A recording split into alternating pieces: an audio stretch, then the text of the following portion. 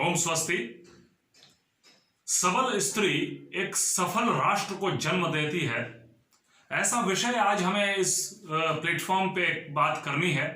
मैं basic PG college को, doctor Shri Amit व्यास जी को, श्री राम जी व्यास सर को और बेसिक कॉलेज परिवार को बाय हार्ट थैंक्स करता हूं कि उन्होंने ऐसा विषय कुछ मिनट्स के लिए मुझे कहने के लिए चुना।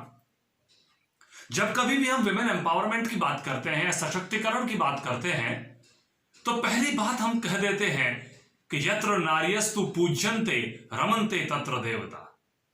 जहां पर स्त्री की पूजा होती है, देवताओं का वास वहां पर होता है। एब्सोल्युटली करेक्ट बात है। लेकिन मेरा एक क्वेश्चन यहां पर आप सभी जो इस वीडियो को देख रहे हैं उनसे है, क्या वास्तव में हमने ऐसी इसका इंप्लीमेंटेशन किया? यदि मैं कहूं कि हमारी जड़ें बहुत मजबूत हैं, जोरदार जड़ें हैं, हम कहते हैं हमारी गौरवशाली परंपरा यत्र नार्यस्तु पूज्यन्ते रमन्ते तत्र देवता, जड़ें मजबूत थी तो पेड़ पौधा ऊपर उगने वाले फल भी उतने ही बढ़िया होने चाहिए थे। कॉन्सेप्ट बिल्कुल क्लियर है। रूट्स अच्छी हैं तो शूट और फ्रूट भी अच्छा होगा। लेकिन यदि मैं आपसे कहूं कि हमारी जड़ों में हमने ये कहा कि नारी की पूजा होनी चाहिए, लेकिन जो फल नजर आ रहे हैं, क्वेश्चन नंबर 1, सबसे ज्यादा फीमेल इन्फेंटिसाइड यानी कि स्त्री की जो भ्रूण हत्या हम करते हैं सर्वाधिक यहां पर है। क्यों? मैक्सिमम फीमेल्स को लेकर के जो भेदभावपूर्ण नीति हमारे ही देश में, क्यों? ये देश वन ऑफ द टॉप देशों में है। मैं बिना रिसर्च के बात नहीं करता, मैं आपको रिसर्च के साथ प्रूव करूंगा, समझेंगे। हमने यत्र नार्यस्तु पूज्यन्ते कहा और रिसर्च क्या कहती है उसकी मैं चर्चा करूं। इंप्लीमेंटेशन पुअर है। रिसर्च ने कहा एक एप्लीकेशन जिसके अंतर्गत एक लड़के के अहम को ठेस पहुंच गई, उसने डोमेस्टिक वायलेंस को, फीमेल हिंसा को जन्म दिया। ये देश हमें कहता है, इस देश की रिसर्च हमें कहती है कि 41% यूजर्स जो उस एप्लीकेशन के थे वे सारे 16 से 24 वर्ष के थे। इस देश के यंगस्टर्स जो हैं सबसे रद्दी और वाहियात किस्म की सिनेमा देखने में, डेटा को कंज्यूम करने में नंबर 1 पर हैं। ये बात क्या सिद्ध करती है? हम कहते कुछ हैं यत्र नार्यस्तु पूज्यन्ते, लेकिन जब एक वेटनरी डॉक्टर का मर्डर होता है तो मैक्सिमम पीपल उसके नाम को दूसरी तरह से सर्च करते हैं। यह हमारा दोगलापन है। हमने विमेन को एक यूजेज का पहलू बनाकर रख दिया जहां पर गलती होती है। मैं आपको कहना चाहूंगा, संसार में एक भी देश ऐसा नहीं है, वैध रिसर्च कह रहा हूं, एक भी देश ऐसा नहीं है जो विमेन के लिए भेदभाव न करता हो। आपको सुनकर अचंभा होगा, according to United Nations Organization UNO की रिपोर्ट जो है जेंडर स्पेशल नॉर्म्स रिपोर्ट, वो कहती है भारत में 97% फीमेल और 99% मेल्स, 97% फीमेल्स और 99% मेल्स विमेन को लेकर के कहीं ना कहीं बायस्ड हैं, प्रेजुडियस हैं और वो उसके साथ भेदभाव करते हैं। 2020 से 2010 का जो दशक है उसके अंदर मैं आपको बताना चाहूंगा कि फीमेल राष्ट्र अध्यक्षों की संख्या में लगातार गिरावट हुई है। राष्ट्र अध्यक्षों की संख्या जो है 2020 के अंदर केवल 10 महिलाएं हैं, वो राष्ट्राध्यक्ष इस समय हैं। 2014 में इनकी संख्या 25 थी। यह हमें रिसर्च कहती है। रिसर्च हमें कहती है इंडिया में कंडक्ट हुई हुई रिसर्च के हिसाब से इस देश पे हम गौरवशाली परंपरा की बात कर रहे थे। 28% पुरुषों ने तो विमेन पर होने वाला वायलेंस को सही मान लिया, गलती स्थिति में है। ऑक्सफैम, मैं फिर रिसर्च की बात करूं, ऑक्सफैम के रिसर्च के अनुसार घर में भोजन बनाने का, बच्चों के लालन पालन करने का, बुजुर्गों की सेवा करने का, इन सब का मानदेय ऑनरेरियम अगर विमेन को मिल जाए तो अब तक भारतीय महिलाएं 774 लाख करोड़ रुपया कमा लेती, और ये 774 लाख करोड़ रुपया फॉर्च्यून 500 जो कंपनीज हैं उनकी टॉप 50 कंपनीज की कमाई के बराबर की स्थिति के अंदर आ जाता। ये स्टैंडर्ड है। ये तो आज की रिसर्च है। मैं आपको बताना चाहूं, हमारे संविधान में अनुच्छेद 15, 16 और 39 नंबर जो हैं वो विमेन इक्वालिटी की बात करते हैं, लेकिन आज भी सरपंच पति से लेके पार्षद पति एक रैंक बनी हुई है गांव में। इसको हमें समझना चाहिए, इस पे हमें विचार करना चाहिए। लिटरेसी रेट बढ़ रही है लेकिन एम्पावरमेंट नहीं बढ़ रहा। एम्पावरमेंट शब्द का मतलब होता है एक समर्थ राष्ट्र को जन्म देने वाली स्त्री, यानी वो नौकरी भी करती है, काम भी करती है और करने के साथ साथ फाइनेंशियली इंडिपेंडेंट है, अपना फैसला वो खुद ले सकती है। कितने प्रतिशत महिलाएं अपना फैसला खुद ले सकने की स्थिति के अंदर हैं? हम देखते हैं डमीज की भांति सिग्नेचर्स होते हैं। समर्थ राष्ट्र चाहिए, स्त्री कई परिवारों के लिए विश्वविद्यालय का काम करती है।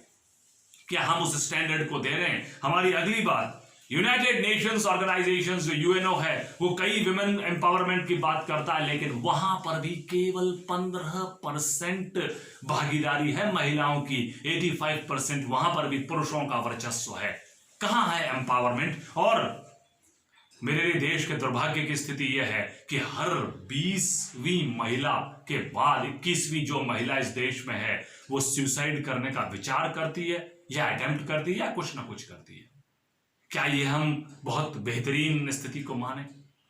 कवि ने कहा कि तुम हो तो ये घर घर लगता है, नहीं तो इस घर में डर लगता है। स्त्री की उपस्थिति ही घर को घर बना सकती है। मैं आपको बताऊं, एंशिएंट इंडियन विजडम के अंदर मात्र सत्तात्मक सत्ता, भले आप इंडस वैली सिविलाइजेशन की बात करें, ऋग्वैदिक काल में सभा समिति की बात करें, सभी में एक्टिव पार्टिसिपेशन रहा है महिलाओं का। और इन सब से बढ़कर यदि हम वैदिक टेक्स्ट पढ़ेंगे तो मनु और शतरूपा की प्रथम 3 संतानें, मनु और शतरूपा की प्रथम 3 संतानें, उनके नाम है आकुति, देवहूति और प्रसूति, तीनों फीमेल्स हैं।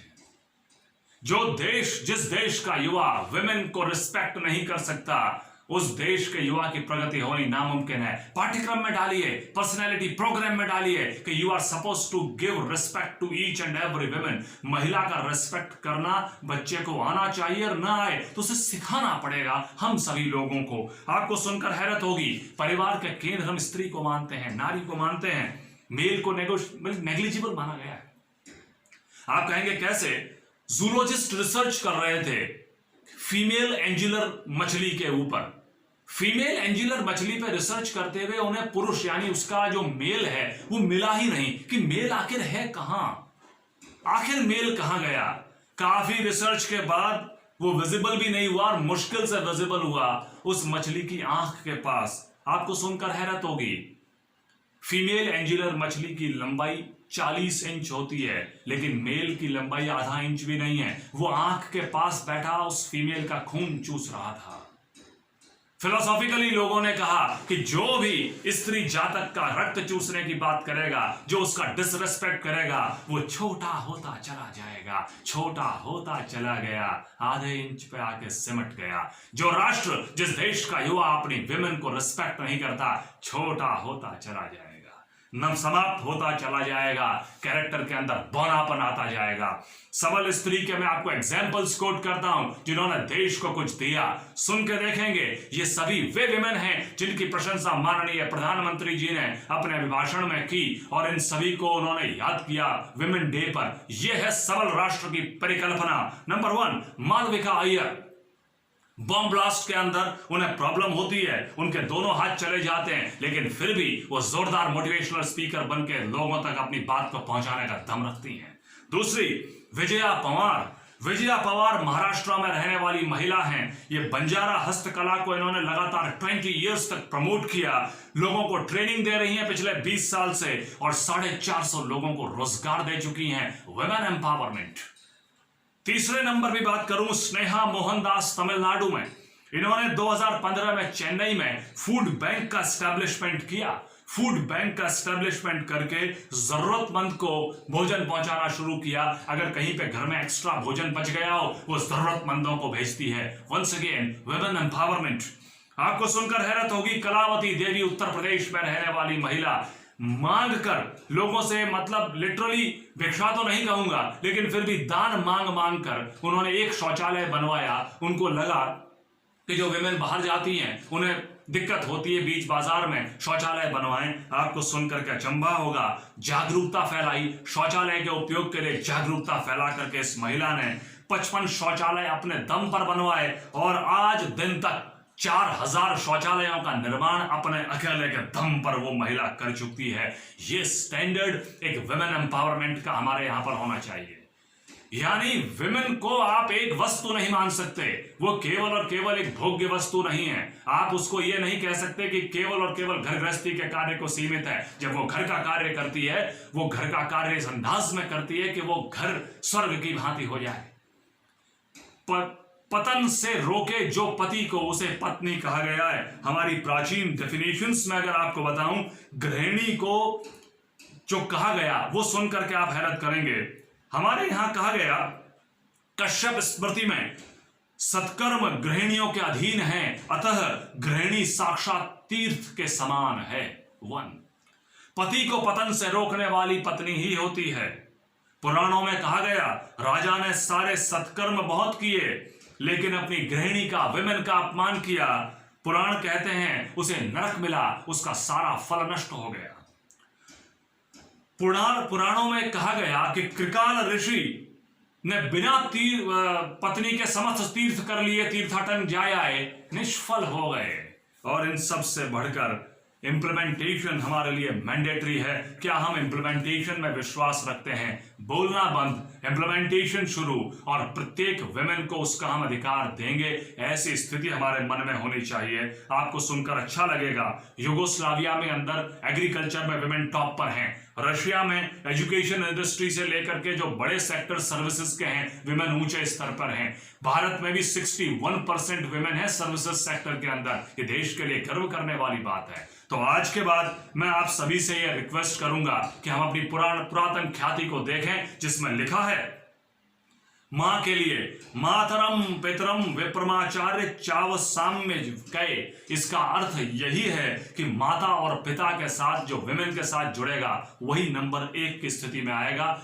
मैं इस प्लेटफॉर्म पे आपको यह मैसेज देना चाहता हूं और ये आपको बताना चाहता हूं कि हर पल प्रतिपल हम विमेन को टॉप लेवल पर लेकर के आए। वो 2 घरों को एजुकेट करती है, ऊंचे लेवल पर लेके जाती है। विमेन की इकोनॉमिक फ्रीडम सबसे ज्यादा जरूरी। मैं आप सभी को शुभकामना देता हूं। आप बढ़िया से अध्ययन करें, बढ़िया पढ़ाई करें, और जो विमेन टीचर्स हैं उन्हें स्पेशली कहूंगा कि बच्चों को इस विषय पर ग्रूम करें, ताकि ये वाहियात किस्म की सीरीज, रद्दी क्वालिटी के सीरियल्स देख करके अपना मस्तिष्क के अंदर वो गड़बड़ी न लाएं और विमेन को, मां की को रिस्पेक्ट करना सीखें। यही कामना, शुभकामना।